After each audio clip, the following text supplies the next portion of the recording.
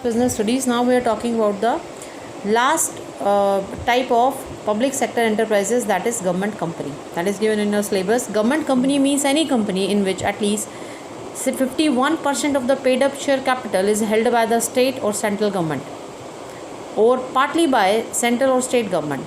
So these are the government companies. They are basically registered under the Companies Act 1956.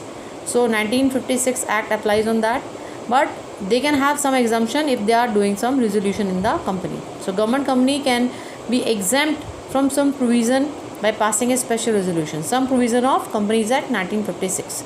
So what do you mean by the 51% of paid up capital? Suppose there is a share capital of rupees 10 lakh. So the capital of rupees 2 lakh 51 capital of rupees 5 lakh 10,000, because 51% of 10 lakh is 5 lakh 10,000. So 5 lakh 10,000 rupees share, the share capital must be with the government, must be held by the state or central government. Then it will be government company. So whatever be the value of shares, 51% of that total paid up capital must be with the central or state government. Then that is known as government company. Some examples are there: Steel Authority of India, State Trading Corporation, Hindustan Machine Tools and GAIL, Gas Authority of India Limited. They are also example of this particular government company. Fine.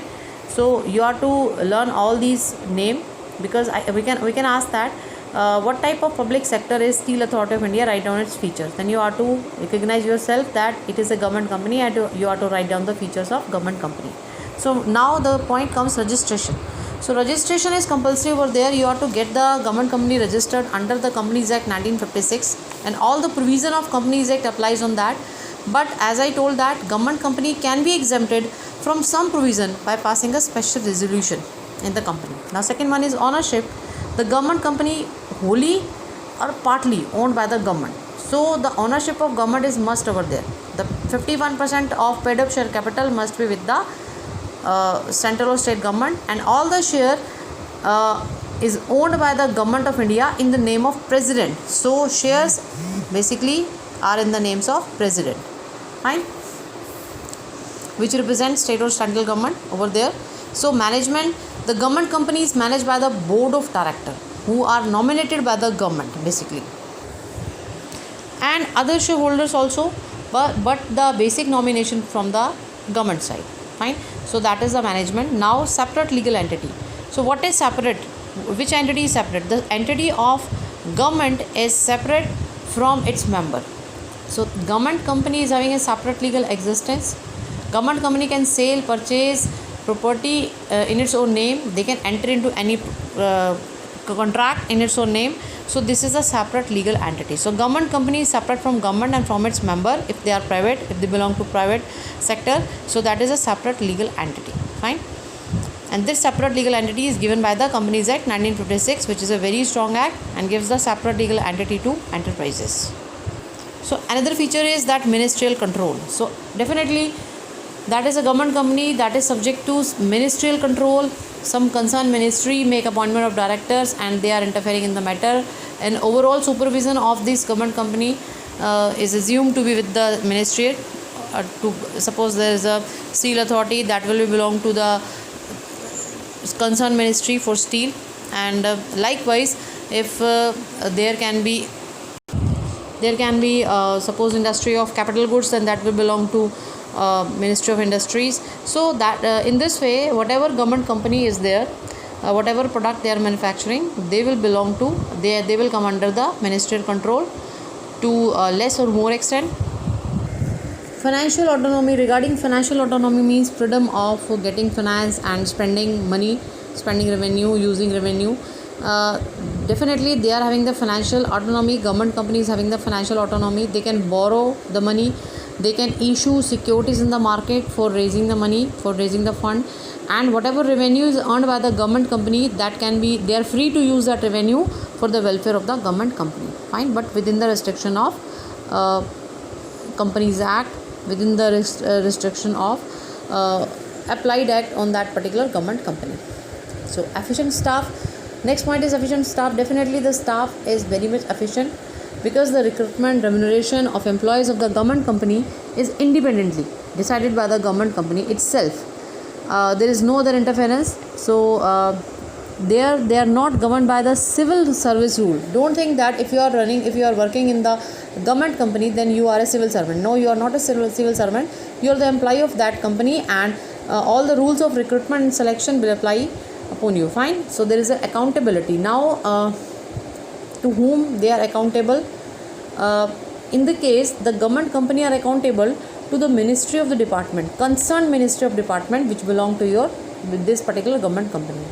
And annual report is presented and discussed in the Parliament Assembly. So that is very important point, that all the accounts and reports are being audited and showing to the Parliament, because the money comes from the government side also. So that is why they are accountable to the Parliament. And now the merits, advantages of government company. Administrative autonomy. There the government company is free from political interference, like it happens in departmental undertaking. So comparatively that they are free from the political interference, ministerial interference, and it can function freely, smoothly under the general vigilance. So like there is no strict vigilance, there is no asking of every type of question from the government. They can take their own decision, but general vigilance is there, that they are using the fund in a proper way. So and suitable changes can also be introduced by the government, but within the provision of Companies Act. Now the greater flexibility, they are having flexibility for managing, financing, auditing. So everything, the government company is having a liberty to do all that, like any private sector. So in this way they can secure flexibility, freedom of operation, quickness of action, comparatively departmental undertaking. Now efficient staff, there the staff is efficient because the government company is having own rules and regulation for remuneration and recruitment of employees. They can appoint professional specialized people by offering them a very good handsome salary, and they can have their own package for the efficient staff. So that is why the staff is more efficient, and that is also comparing with the departmental undertaking. This is very important point, collaboration. So government company can collaborate with private sector for getting their know-how, for getting their managerial skill or some other advantage. So say they can collaborate with the private sector. So this is the main advantage with the government company. Now what are the demerits and disadvantages with this government company? Autonomy on paper only, like freedom, flexibility offered to the government companies, they are basically theoretical. The autonomy means freedom is only on the paper, but actually there is an interference from all the sides. All the major shareholder, all the government, all the ministries, they interfere a lot in the operation of the government company. That is the demerit. Political interference, definitely, as I told you that there is an interference. So political interference is always there. The government company are having the their property in its own name, but many times the property of government companies are used by the ministers as they are having their own. So this is the very bad part of the government company. The interference of ministers is frequent, and that is very difficult to stop that interference. And many times, many policies even of the government companies are decided for the selfish motive of these political leaders. Now board is board of director, basically packed with the government representative. So there is an interference of government. So board of director, all the people of board of director are decided by the government companies. They are decided by the government for the government companies, and these directors always try to make please the government rather than improving the efficiency of government companies. So they think that they are always answerable to government rather than to development of the government company, in which private sector also invested. So now next point is suitability. Which type of activities are to be undertaken for the government company by the government? When the government wants to control a company and wants to work as a private sector without any nationalization, means without any direct involvement of government. So that is the government company. Second, the government wants to go for any collaboration with private sector. If government want to enjoy this particular facility, then government invest in the government company and start a government company over there. Where the projects requires government planning and fund, there government company also exists under the Companies Act 1956. So this is all the merit, demerit and suitability of government company. Now the difference between these two public sector enterprises, departmental, public corporation and government company. First of all, formation. So departmental undertaking, as we have discussed, that is formed by the ministry, that is the department of government. And then public corporation is by passing a special act in the parliament. Special act has been passed for it, in which all the rules and regulation guidelines written over there. Government company, that has been formed by getting a registration under Companies Act 1956. Now next, legal status. Departmental undertaking is no different, no separate legal entity from the government, but public corporation have a separate legal entity from the government, and government company is also having the separate legal entity from its member or the government, whoever invested in that. Finance. Departmental undertaking is wholly financed by the government, and there is a proper allocation of the budget in the parliament budget over there. And public corporation, it is also funded by the government, but it can borrow from private sector also, and they can issue securities also. Government company can also, that is also funded by the government company, but the money can be borrowed from the private sector and securities can be issued by the government company, and they can also collaborate with the private sector also. Now the management and control. Under the departmental undertaking, management and control by the government official, because that is comes under the particular ministry. Now public corporation, that is managed by the board of directors, which is nominated by the government, parliamentary control. And now the government company, that is managed by the board of directors, again where the nomination by the government and the private sector, because the money is from government and private sector both. In government company, 51% paid up share capital from the government side, and remaining 49% can be from the private sector side. Now staff.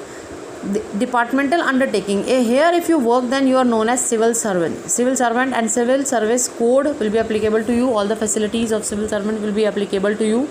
Public corporation, they are having their own recruitment and selection procedure and salary remuneration procedure. So they are not the government servant, they are having separate contract of service. And in the same way, government companies also having the separate contract of service. They are not called as the government servant or civil government servant. Now next, autonomy, freedom. Definitely when you are talking about the freedom, then out of these three, departmental undertaking is having a very less freedom, strict control of government and the ministers. Public corporation, here is also they are having the administrative autonomy, as government doesn't interfere, but that you just saw in the demerit, that definitely it is a theoretical, there is an interference of government officials and the ministers also, but you have to write down in this way. Here some freedom from the government interference, but not too much, because they both are having the some freedom from the government interference, but not too much, because they are under the parliamentary control and they must be get audited.